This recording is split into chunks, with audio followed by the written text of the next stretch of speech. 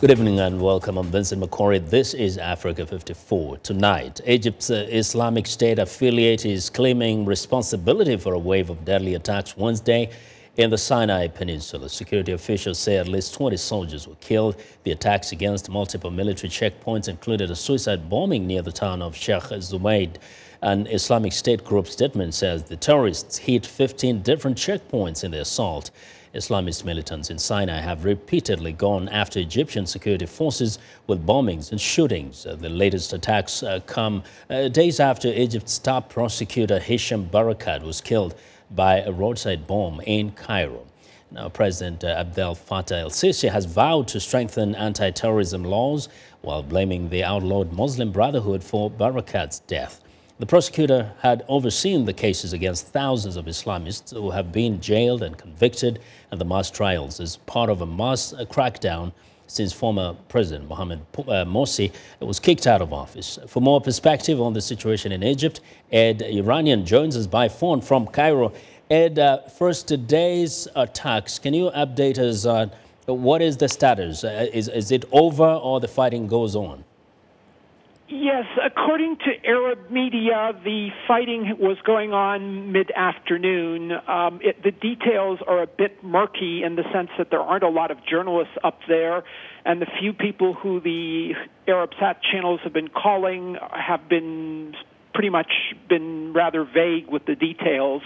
Al Jazeera TV, the Arabic version, has had the most details of the attacks, but of course we can't confirm their details, so it's a bit of a he said, she said sort of thing, because the military spokesman has been giving out lower figures than we've been hearing from other sources in terms of casualties.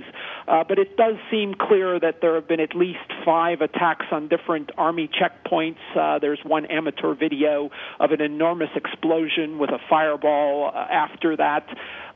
And we're hearing reports there was at least 1 suicide bombing, so I'm not sure if that is the suicide bombing that goes with the video, but certainly a lot of casualties, unconfirmed reports that the militants have taken control of part of the town of Sheikh Zuweid. The police are denying that, but really what we're hearing is they're surrounded and the roads have been mined. Now, Ed, does it seem like the militants are really getting a foothold in Egypt, or this can be just compared with past attacks? You know, I think the media is looking at Egypt with a much a magnifying glass these days, because a lot of people would like to say the military overthrew Mr. Morsi, the Islamist president, and therefore they deserve what they're getting. So you're hearing a lot of that. That's certainly the tone you're getting out of Jazeera TV. In terms of past precedents, well, you know, there's a war raging in Yemen right now where there are thousands of people who are, I don't know, I don't want to say they've been killed. There are really no accurate figures. Certainly a lot of people have been wounded. At least several thousand people, according to some reports, have been killed. And the Egyptians were involved in another conflict in Yemen back in the 1960s, and we hear that there were 40,000 Egyptian troops who were killed. So this is really nothing compared to that. How are people, what are people saying about the ability of el-Sisi to fight and defeat these terrorists? Once again, a lot of things out of the American media saying that the Egyptian military is in trouble. Clearly, a lot of people in the United States sympathize with the Muslim Brotherhood and would like to see them come back to power.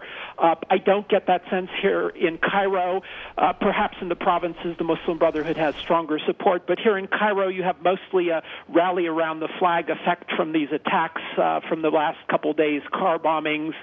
And I would say that Mr. Sisi is very popular these days. Ed, we appreciate that update. Ed Iranian reporting from Cairo.